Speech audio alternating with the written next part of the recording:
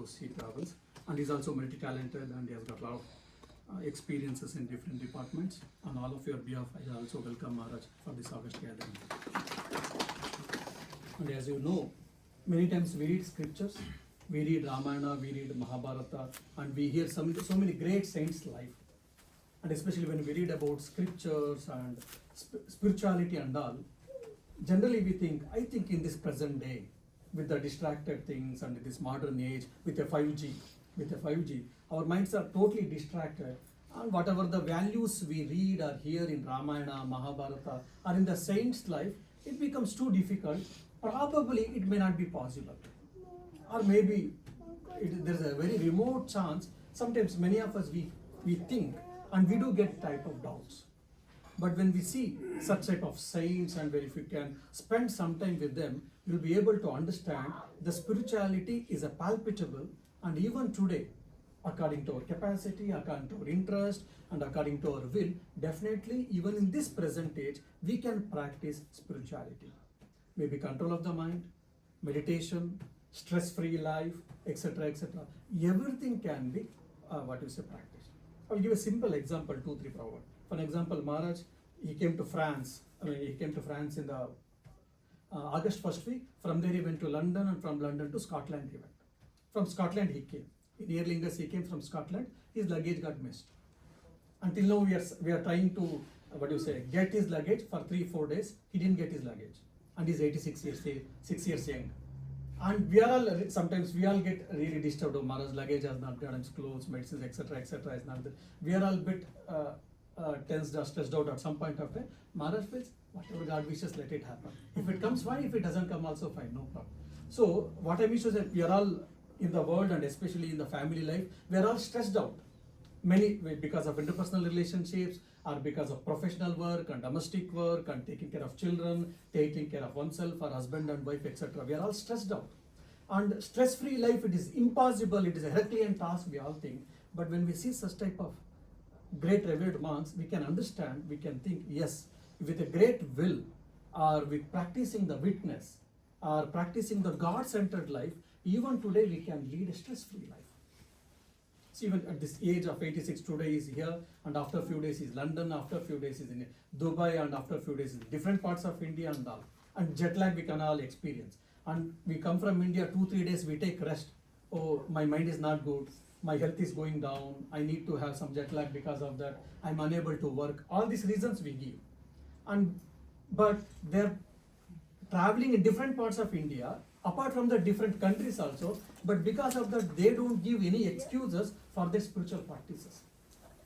Either their responsibilities or their spiritual practices, they don't give any excuses, and they follow their routine as getting up at early morning at 3 a.m. Either they're in India or in Bengal or in London, or because of cold or nothing, they start and they do it. What we understand that if you don't give a choice to your mind, then slowly your mind will fall at its place. That's what we can see. Controlling mind is very difficult. We all see even in Bhagavad Gita say, Vayoriva Sudushkaram. Krishna himself says, controlling mind is as so difficult is just like controlling the wind. But still that is possible. How it is possible controlling mind? By practice and by detachment or whatever. So that two things which I saw in Maharaj's life. Practice, one thing, and second thing, detachment.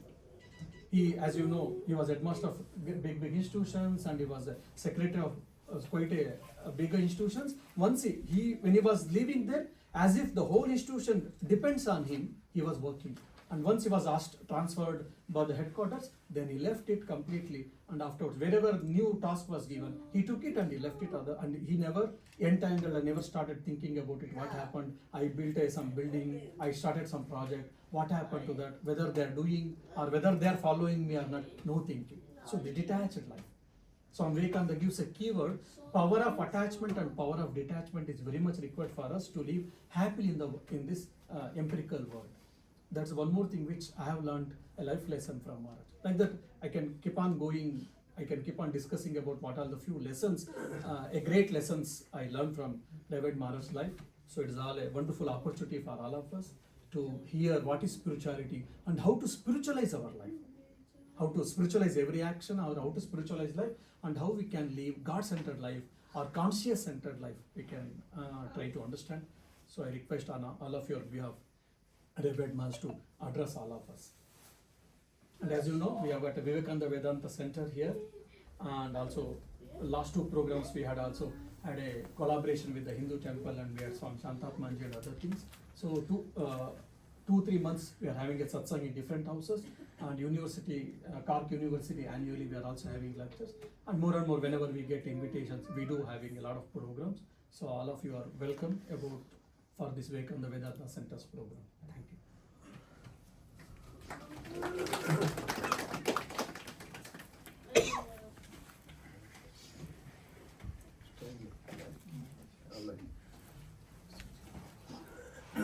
Stand.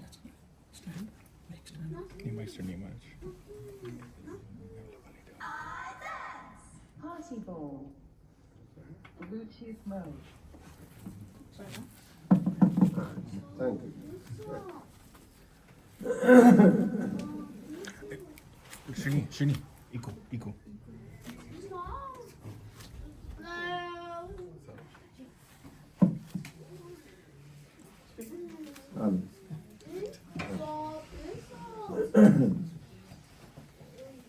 Reverend monks and the persons present here. I don't know whether you are devotees or admirers or something like that. Whatever may be the thing, you are good persons, undoubtedly. Otherwise, you would not have taken part in such an occasion. Here, the very beginning was with the Ram Nam. And Ramchandra, if we think of him, practically he was the first person to represent as God. Of the Dasha avatars, Matsya, Kurma, Varaha, and Maman, and afterwards Parashuram and Ramachandra. If we go through them, that means they are as if some struggling to give some existence. But in Ramachandra's life, we find demonstration of some life. In Sri Krishna, we find there is a Gita. Whatever his teachings in a gist form, he has given it in the Bhagavad Gita. But in Ramchandra's life, he has not given any book or this sort of advice throughout his own life. But what advice he has given? His own life. From the beginning up to the end, you go through his life, you will find that it is unique presentation. The whole world is even today, nobody can outwit their life. That type of this, as a son, as a father, as a wife, as a husband, as a brother, in all respects, Ramchandra was unique. Even today, everyone thinks that Ram, that means this Ram Nam, it is so unique that if we take once Ram Nam, all sorts of melodies will go away, vanish. So much faith, so much conviction people are having in this name of Rama. When Rama, he willingly and lovingly accepted the banishment. Today he was told that he will be enthroned as the king of the country. And next day he was told that you have been banished to the forest.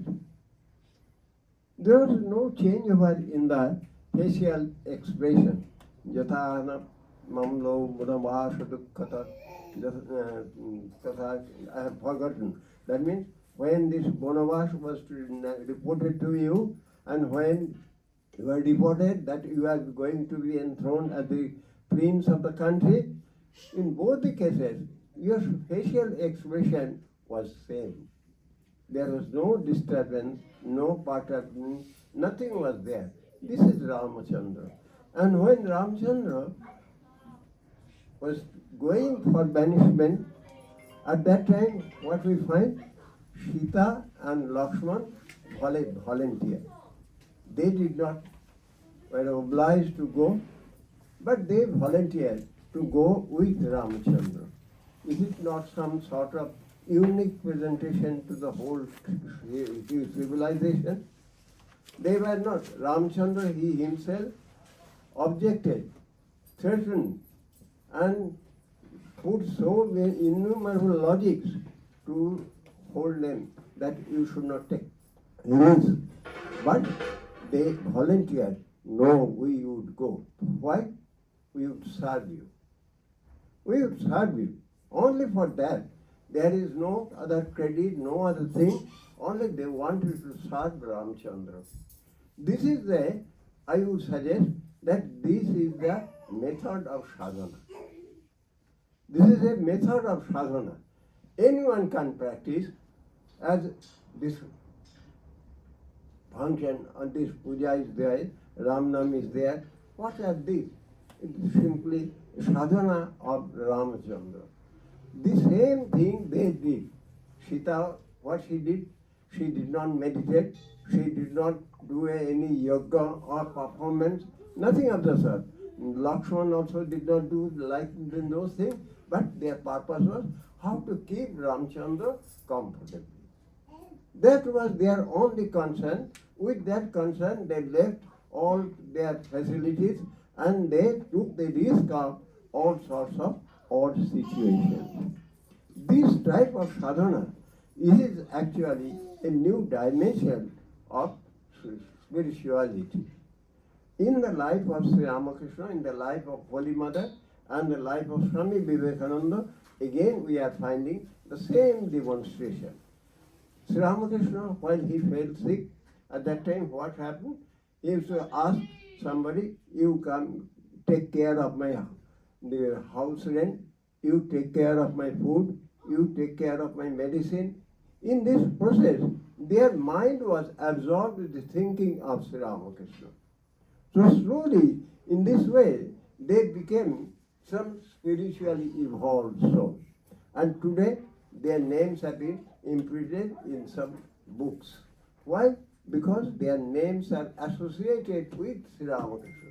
Whosoever, even the drunkard person also, if he came in touch with Sri Ramakrishna, his name has been imprinted in the books. So this is a type of sadhana nowadays. And you people are doing that sadhana. Here what you are doing? You have your home responsibilities and the other assignments.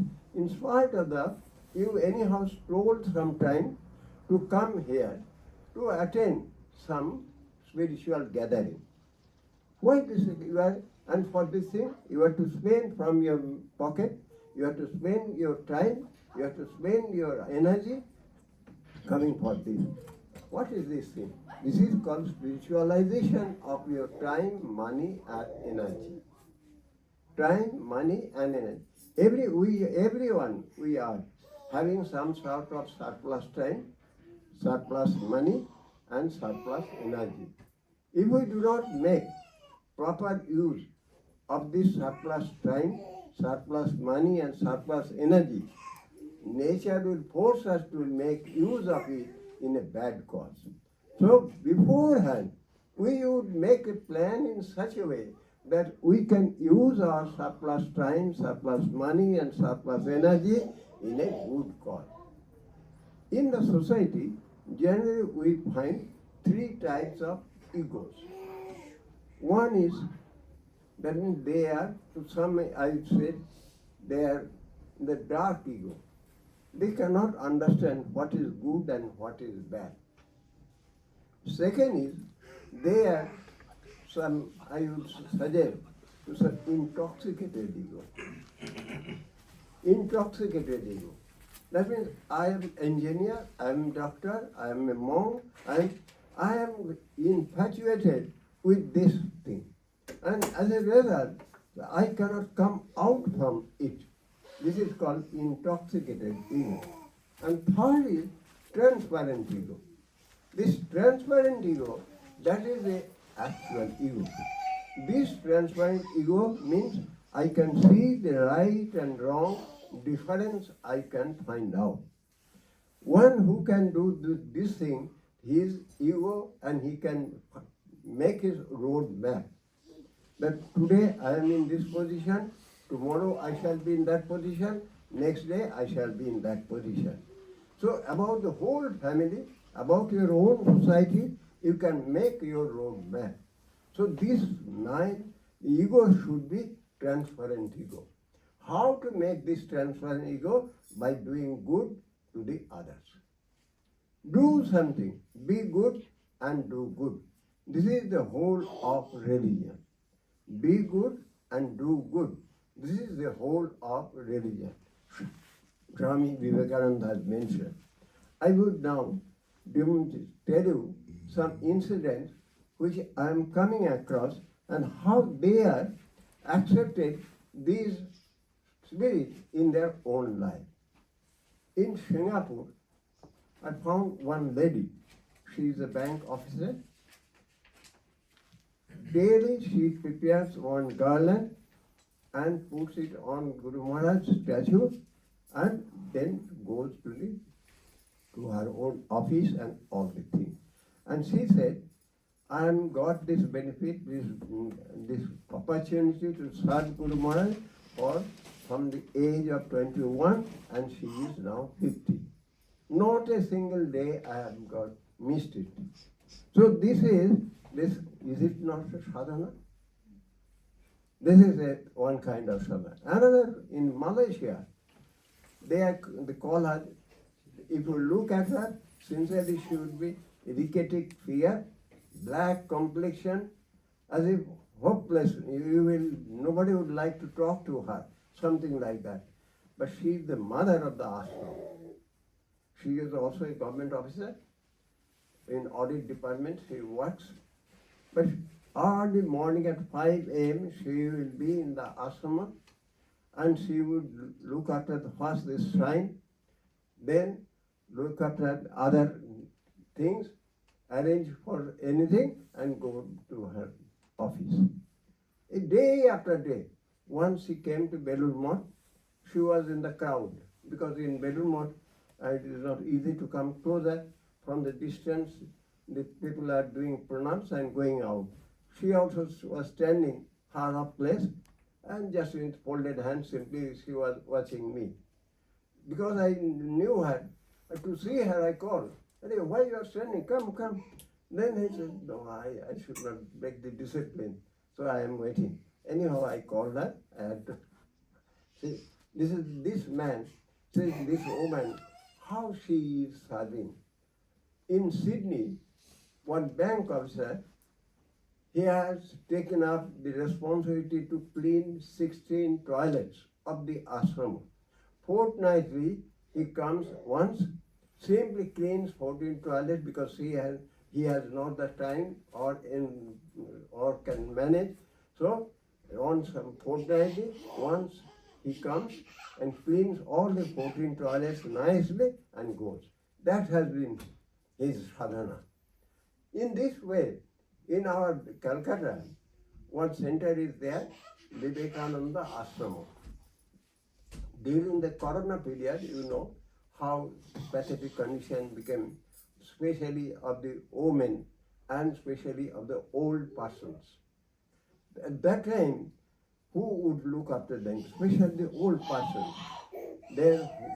Because nobody was allowed to mix each other. The old persons, they came to know, our ashram came to know that in that locality, 10 or 15 women are there who have got no one to look after. So who would look after them? So ashram volunteered with the help of some devotees. These devotees, they used to go prepare some food and distribute in their respective house. After this corona was over, they became so much, these old persons became so much impressed that they came And one old lady came with a big bundle of amount to donate. Because you have done so much, I want to contribute. But the ashram authorities know that volunteers accept the money. They said, no, you are old man, anytime you may be again in need of the money. Keep the money with you. And to see her earnestness, these volunteers, they said, let us continue this project. Now, those who are incapable, they are brought by rickshaw, and those who are capable, they come on foot. Every day, they nearly 30 to 40, these old men or women are being served by these volunteers, 20 volunteers. They have made a team who would cook today, who would serve today, who would clean the vessels, and they are all holding good ranks, either school teacher or college professor or principal, something like that, bank officers, these type of persons. They are collecting money, they are preparing all the things and looking after them. In this process, it is continuing for nearly 2 years. Is it not sadhana? So what, so humbly, without any expectation, no notification, no while any announcement, no publicity, but they are honestly, sincerely serving them. So is it not sadhana? A new approach of sadhana has come in this creation. We should take in this spirit. I can mention one incident, especially for your here elderly people, the next generations, the kiddies are there. How you should look after the kiddies, that is most important thing. I can mention one incident that will spell out everything. At Silchar in India, one town, there the ashram is there. We went there, and there people are doing pranams one by one. Help. People, we are saying, I was, as usual, I was in my position, and the people, they were doing pranams one by one. In front of me, one small boy was there, hardly age will be 5 years, 4, 5 only. That boy, as usual, came and did pranams. I was generally giving 2 trophies to each person. Because a small boy, naturally I gave him 4 trophies. He picked up only 1. Then I said, no, you take all the 4. When I pressed, he was helpless. He had to take it, but he was rather confused. What shall I do with 4? Because I need 1. Innocent boy. So he simply proceeded. There was a picture of Sri Ramakrishna, Holy Mother, and Swamiji. He put 1 trophy to Sri Ramakrishna, 1 to Holy Mother, and 1 to Swamiji, and went ahead. Who has given this training? Certainly. He has been seeing this sort of approach in the family. Parents are moving this sort of life. That's it, the reason it has been possible. It has been ingrained in the mind of the baby. Another incident I'm telling, the baby is hardly 2 years. Hardly, maybe just simply toddling, that type of baby. The mother asked the baby to do pranams. Anyhow, the baby does not understand what is pranam. So the mother simply put him in that position, do. Then he became flat and simply. Because baby, what to do? All of a sudden, the baby stood up and started in the squatting position. I shall meditate now. And all the people looking at, and they are so joyful and so happy mood. So this is the thing. That means the baby is watching and seeing that in the family their parents are daily meditating. So that has now he has taken it as a game. So this is the moral responsibility of the present generation. By demonstration, you should create some wavelength so that the next generations of people can catch it. Thank you.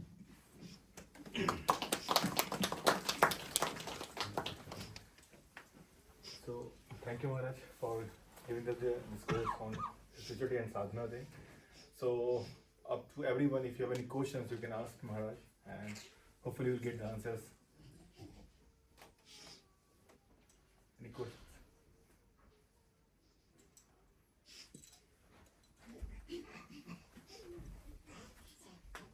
Any questions from anyone? First of all, I would like to express my sincere regards on behalf of everybody to you and all of you. Namaste to everybody. Just as you said, attachment and detachment. Yes. At the moment attachment, next moment detachment. But as we were told that you lost your luggage, yet you did not receive. In fact, you had some medicines even there. You did not receive. But when you did not receive the medicine, still, how could you still keep your mind still? I mean, how could you be so detached? And what, What is the secret? trick? What is the secret of it? Yes. Secret is nothing. But the moment I understood that I won't get the bag back, I decided that I shall have to move without the bag. I took the decision. I shall have to move without the bag. Asahi paramang dukkham noirasham paramang sukham. So this, immediately I decided that I won't get this back. The moment I decided I won't get the bag back, and so immediately I had no problem. Suppose if anything is lost, you are going and you have lost your pen or book in the train or journey. Do you simply lament over it? You know that it is lost is lost. No, I won't get that. What about the medicine? But medicine, I had to make some alternative arrangements, some essential medicines, so that blood pressure, thyroid, these two medicines, I asked him, you please arrange these two medicines. Because this is a sensitive thing. And other medicines which I take, because I need to take so many types of Ayurvedic, homeopathy, those things. Anyhow, I know these few days I shall be able to cooperate. If not, that is on my own fate. What shall I do? I shall have to accept it. If God has given me this thing, what shall I do? I shall have to accept it. It is God's gift. Right or wrong, it is God's gift. Do you not accept? So many things and so many fortunes and misfortunes are coming in your life. Do you not accept? You first few days you lament or be elated. Afterwards, again you forget it. You take it as a normal life. So for us, because Swamiji's one lecture is there. If you go through the Raja Yoga, there you will find Swamiji in the Pratyahara chapter. This Yama, Niyama, Asama, Pranayam, Pratyahara, Dharana, Dhyan, Samadhi. In the Pratyahara chapter, he has beginning with this sentence. From our childhood we are being taught, be good, be good, be good. But nobody tells how to become good. This Pratyahara is the method to become good. That means attachment and detachment. I shall have to fix up my mind to something. Simultaneously, I should know that I shall have to withdraw from it. This battery, that is the process of meditation. Meditation is nothing. That means this much time I shall put my mind for this, and this much I shall withdraw from this. This withdrawing power also is equally important. Suppose you are thinking of your God or something, good thing, but you should prepare your mind that I shall do this thing. If study, research, or anything, I shall do only for this much time. Then I will not allow my mind go out of my control. I shall fix up. how much time I shall give for chemistry, how much time I shall give for maths, how much time I shall give for English. This I shall fix up. It is not somebody will dictate me. I will frame my routine in such a way, whole day routine in such a way that I know that I am the architect of my own fortune. This is it. Swamiji, my pranam to you. I have two queries. You can If I guide may. me what you Sure. think is the answer. One is, from my childhood I was told everything is, you're destined to be like this, your destiny is like this, everything is predefined. I sometimes think that maybe it is not predefined and I have to do my karma to make it right. Is everything predefined or I have to do it myself? That's Yes. my question. There is a contradiction. That's what. Yes, no, this is the age-old problem. This is not only your problem, this is the age-old problem. That means in Sanskrit we call it Purushakar and Dvaiva. That means predestined or my own perseverance. Which is more important? By my attempt, I can become successful because in every sphere we find that I have struggled, as a result I have achieved this much marks, I have struggled, as a result I have got this job, I have struggled, and in this way it is going on. Simultaneously, this is also happening in my life, that everyone's life, that I struggled but I could not get it. I appeared in the test 2-3 times. My performance was good. I labored so much, but still I did not get the chance. Inferior quality person surpasses me. Why it happens? Who is responsible for this? No. There becomes the question. You will have to, if you accept either predestination, or you have to accept that Saturn is doing. The God and Saturn. That means God is giving the good and Satan is doing the bad thing. Or you accept to take the whole onus on yourself and take whatever I am getting, the result of my past karma. It is a cause and effect relation. Swami has mentioned it. The evolution in involution. Everything moves in a circle. So if I do any bad thing, that bad thing will again come back to me. If I do a good thing, that good thing will again come back to me. I have read so many articles where some person was saying that I was moving in my car by the side of a forest, through a forest. All of a sudden, evening, my car went down. It was cold, terrible, and with the family, I was there, and I was helpless, nothing to do. Where from I will get help or in this position? And I had no other way than to simply pray, because I am totally helpless. So I was praying, and all of a sudden, and the vehicle, some military vehicle was passing that side, and they had some urgent business. To see our condition, they came to our rescue. Anyhow, first escorted us, and afterwards the car was repaired. That man is written. The same identical case happened with another person, and I also helped him in that way. So that nature gives it back. Nature gives it back. So as you sow, so you reap.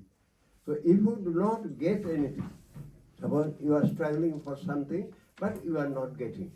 Two are equal intelligent, you are jointly you are giving the interview, one has been selected, one has not been. Why? You will say, oh, there is probably some favoritism or something like that. It is not that thing. His karma gave him the opportunity. Past time, probably he did some good work. When the director was taking your interview, prior to that, probably he got a bad news. His son is sick, or wife is something in trouble. Naturally, his mind was disturbed. While he was taking your interview, at that time, He was not in the normal position. Naturally, he underscored it. So, who is responsible for that? Your past karma. He has done some good work in somewhere, sometime, that merit now he is enjoying. So take it in this way, that you hold your onus on myself. I am responsible for everything, for good, bad, everything. If you take in this way, at least you will have some satisfaction. Because sorrows and enjoyments nobody can avoid. Those things inevitably everyone's life. But we will get some psychological relief at least. Thank you, Swami. Second question, Swamiji, one more. Is, Good. they all say that there's nothing after this life. Is there something after this life? Oh, what is there? Yeah. That, yes. Sri Ramakrishna also was asked the same question. Sri Ramakrishna said, if you believe the Shastras, scriptures, then there is this life. If you do not believe, you do not believe. This is the because in the Christianity and the Islam, you are getting the only one opportunity. It has got good side, it has got the bad side. One opportunity. So I should be very careful so that I can go to the heaven. I should do always good and meritorious works. So this is the good side. And the bad side, if I am in the soup, if I have committed bad things, then I have got helpless. There is no escape for me. I am lost totally. That means I have to go to the hell. So it is better to have a logical conclusion. That means the life is a continuous process from the past. It is a present I am seeing, and afterwards it has its future. If you, Swamiji once said that if you look at the present, you will find that we are never seeing the present. We are seeing only the result of the past. This is the result of the past. And this present, what it will, that becomes the future. That becomes the future. Never we see the present. Always we see the past and the future. This is the thing. So this life, it is a continuous process. That's the reason Swamiji mentioned that every movement moves in a circle. It is a scientific law. You cannot deny it. If it is every movement ends in circle, in that case, my life also is a movement. So it is also end in circle.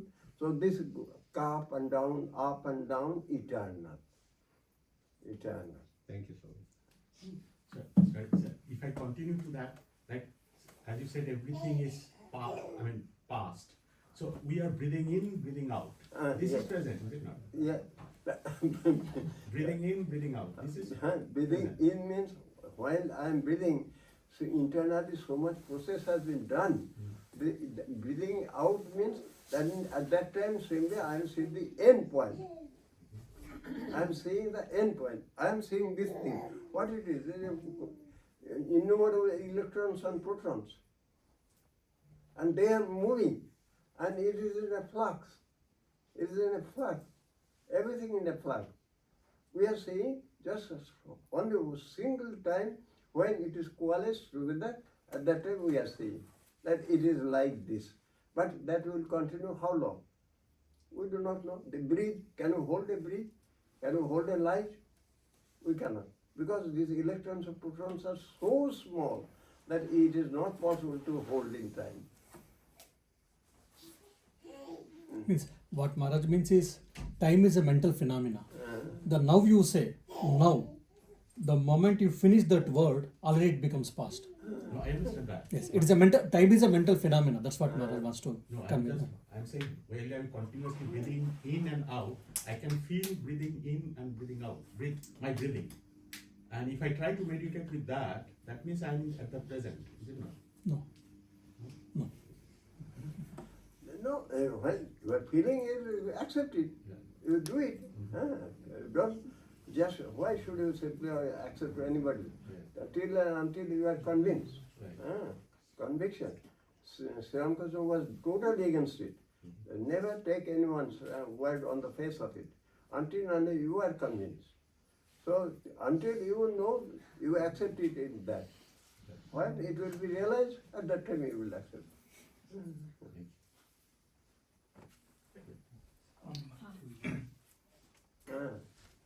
Sincerely, thank you for saying, Swamiji. As you explained, karma is cyclic, but even if, is there any way to achieve renunciation so you no longer have to continue this process of To karma? hasten the process. The question is how to hasten the process.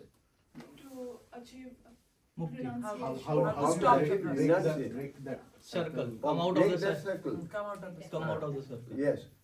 To break that circle is, that means if you go out of that circle, the circle is God's creation. It is God's reflection. God's reflection is that circle. Now, once you in that circle, it is eternal.